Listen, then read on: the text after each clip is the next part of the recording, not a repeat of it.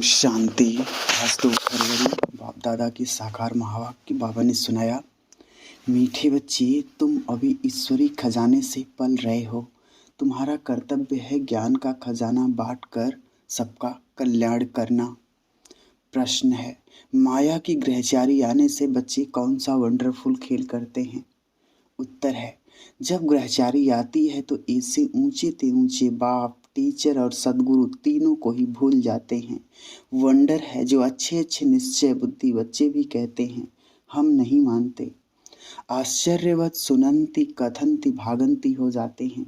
आज मम्मा बाबा कहते कल गुम हो जाते हैं, पता ही नहीं चलता। लेकिन बाबा कहे फिर भी सब आएंगे, क्योंकि सबको शरणागति तो एक बाप के पास ही मिलनी है। गीत है ओम नमो शिवाय, ओम शांति। यह गीत तो बच्चे समय प्रति समय सुनते भी हैं और अपने पारलौकिक परमपिता परमात्मा को याद भी करते हैं। याद हमेशा उनको किया जाता है जिससे कुछ न कुछ सुख मिलता है। बनारस में शिव के मंदिर है, वहाँ बहुत जाते हैं और निराकार बाप को याद करते हैं। जैसे लक्ष्मी नारायण को सब याद करते हैं क्योंकि उनके राज्य में सुख था। तभी राजा रानी की महिमा निकलती है।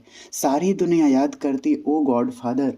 वह एक ही वर्ड का फादर, और वर्ड तो कोई तो वर्ड का फादर नहीं है। वर्ड का फादर है निराकार गॉड। उस एक को ही अवतार अर्थात रीइंकार्नेशन भी कहते हैं। वह एक ही बाप है जिसको अपना सूक्ष्म स्थूल शरीर नहीं है। ब्रह्मा विष्णु शंकर को भी सूक्ष्म शरीर है, उनको भी अवतार नहीं कहेंगे। अवतार अक्षर सब बहुत ऊंचा है। वह सबका बाप, सबको सुख देने वाला पतित पावन है। सर्व मनुष्य आत्माएं जो भी आती है वह पहले सतो प्रधान फिर सतो रजो तमो में आती हैं। उनको पतित दुखी होना ही है। पुनर्जन्म तो सब लेते हैं ना। ब्रह्मा को भी मनुष्य कहा जाता है। विष्णु के दो रूप लक्ष्मी नारायण को भी मनुष्य कहा जाता है। तुन्हों को भी हम अवतार नहीं कह सकते। अवतार तो सिर्फ एक ही है। बाप आते हैं बच्चों को वर्षा देने। आते भी तब हैं जब सारी दुनिया पतित हो जाती है। जो भी मनुष्य मात्र हैं सब गॉड फादर की रचना है। भिन्न नाम रूप से सब गॉड फादर जरूर कहते हैं। हर एक आत्मा की बुद्धि उस बाप को याद करती है। ऐसे नहीं ब्रह्मा विष्णु शंकर को याद करते हैं। ब्रह्मा विष्णु शंकर को बाप नहीं कहेंगे, बाप तो एक क्रिएटर को ही कहेंगे। जब संगम युग होता है, सभी मनुष्य पतित हो जाते हैं, तब बाप अवतार लेते हैं। कल्प के संगम युग पर कलयुग को सतयुग बनाने क्रिएटर है ना, दिखाते हैं।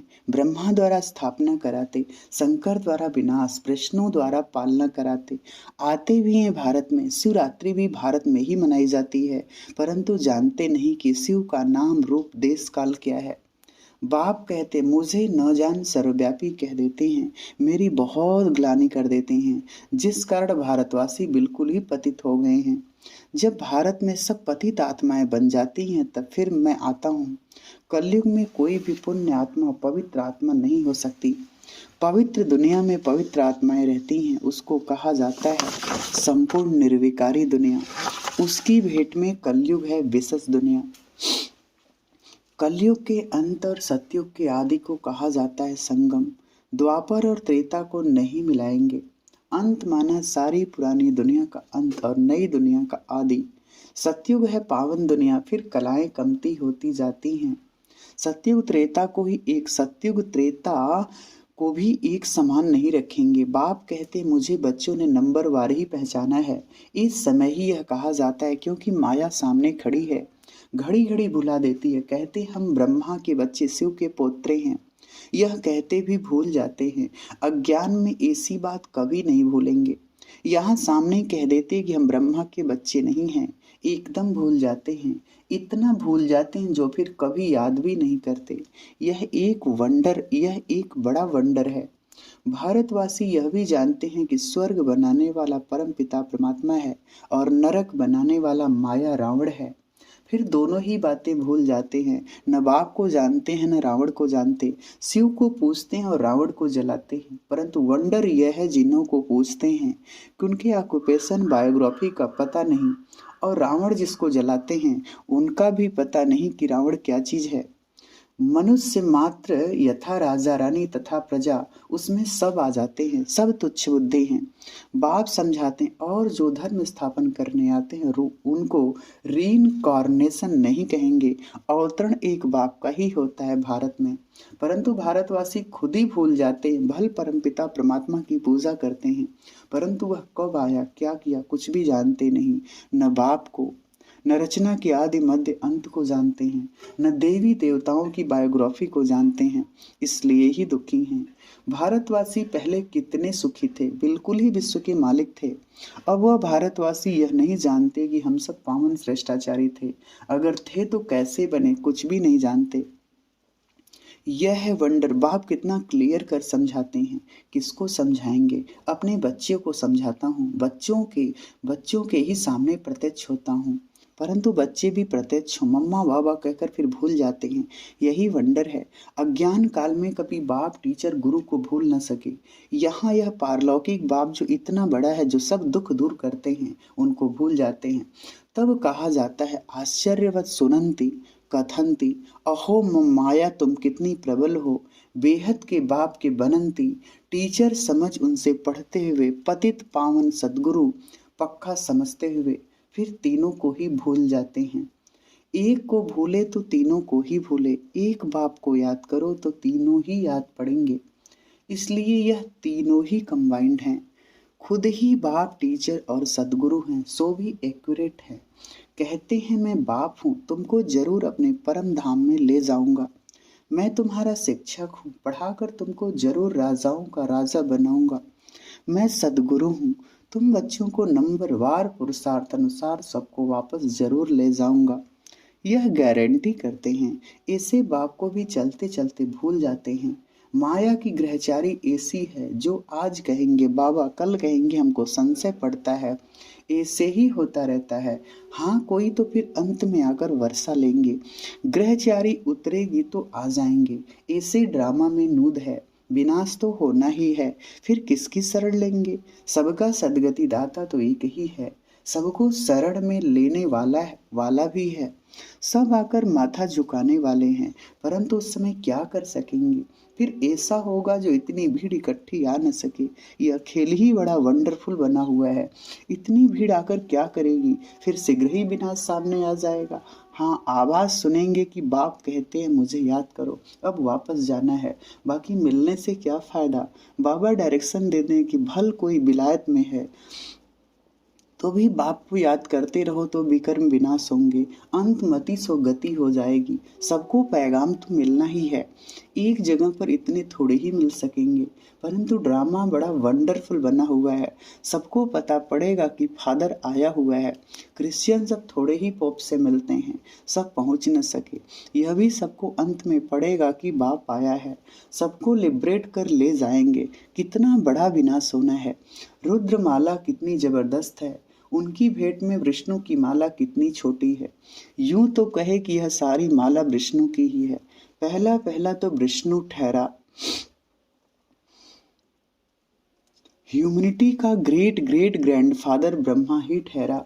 ब्रह्मा ही फिर विष्णु बनते हैं। विष्णु के दो रूप हैं, लक्ष्मी और नारायण, फर्क कुछ भी नहीं। यह बड़ी वंडरफुल बातें हैं। इसको सिमरण करते रहो तो खुशी भी रहे। बाबा ने समझाया है रीइंकार्नेशन सिर्फ एक को ही कहा जाता है, क्योंकि उनको अपना शरीर नहीं है और सबको अपना अपना शरीर है। बाबा को तो शरीर का लोन लेना पड़े, औरों को तो अपना अपना शरीर है। लोन लेने वाली चीज दूसरे की होती है। कोई भी आत्मा थोड़े ही कहेगी कि हम लोन लेते हैं। आत्मा तो कहती है मेरा शरीर है। सिर्फ बाबा कह न सके कि यह मेरा शरीर है, वह सिर्फ आधार लेते हैं। बच्चों को नॉलेज देने और योग सिखलाने। बच्चे भी जानते हैं कि बाबा ने आधार लिया है, फिर भी घड़ी घड़ी भूल जाते हैं। देह अभिमानी बनते हैं तो वह रिगार्ड गुम हो जाता है। नहीं तो बाबा क्या चीज है? अगर जाने तो उनके फरमान पर जरूर चलें। कदम कदम श्रीमत लेनी पड़े, परंतु माया भुला देती है। कभी श्रीमत पर, कभी आश्री मत पर चल पड़ते हैं। कभी वह तरफ भारी, वह हल्का। कभी उनकी मत पर कभी उनकी मत पर, एक ही शिव बाबा की श्रीमत पर चलते रहें तो ठीक, ऊपर भी चढ़ते रहें, परंतु अपनी मत पर भी चल पड़ते हैं। बाप जो डायरेक्शन आदि देते हैं उनको अमल में जरूर लाना पड़े, फिर कुछ भी हो सकता है तो कहेंगे ड्रामा में ऐसा था। राजधानी तो स्थापन होनी ही है, इसमें जरा भी फर्क नहीं पड़ सकता। मिलने लिए तो बहुत आते हैं, फिर घर गए तो खल्लास। पूरे निश्चय से थोड़े ही आते हैं, कोई को 5% निश्चय है तो कोई को 15%। अज्ञान काल में जब पता लग जाता है यह मेरा चाचा है, मामा है, तो फिर संशय थोड़े ही पड़ता है। यहाँ तो माया संशय में ले आकर गिरा देती है, गोया निश्चय बैठा ही नहीं है। निश्चय बैठे बैठे फिर गुम हो जाते हैं। वंडर है ना। यह एक ही बाप टीचर सदगुरु है। हर एक नंबर वार पुरुषार्थ अनुसार कल पहले मुआफिक उठाते हैं। कल्प पहले जिसने जितना वर्षा लिया है, हर एक की वही एक्ट चल रही है। इस समय हम ब्राह्मणों की माला नहीं बन सकती, क्योंकि ग्रहचारी आती रहती है तो टूट पड़ते हैं, फिर प्रजा की माला में आ जाते हैं। प्रजा में भी कब कैसे माला है तो जरूर। रुद्र माला और विष्णु की माला वह है रूहानी माला, वह है जिस्मानी माला। इसको समझने की बड़ी अच्छी विशाल और स्वच्छ बुद्धि चाहिए। वफादार फरमान बरदार चाहिए, जो श्रीमत पर पूरा ध्यान देता रहे। शिव बाबा की कितनी बड़ी सर्विस है। कहते हैं पतित पावन आओ, बाबा पावन दुनिया स्थापन करते हैं, वही फिर पतित बनते हैं, फिर उनको ही पावन बनाने बाप को आना पड़ता है। कितना वंडरफुल पार्ट बचता है इस समय इसलिए बलिहारी इस समय परमपिता परमात्मा की पार्ट बजाने की है।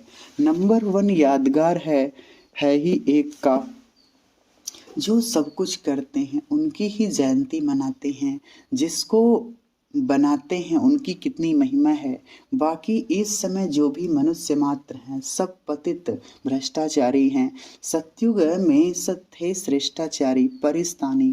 कितना रात दिन का फर्क है। अभी हम शिव बाबा से वर्षा ले रहे हैं, अब हमको क्या मनाना है? मनाना होता है भक्ति मार्ग में।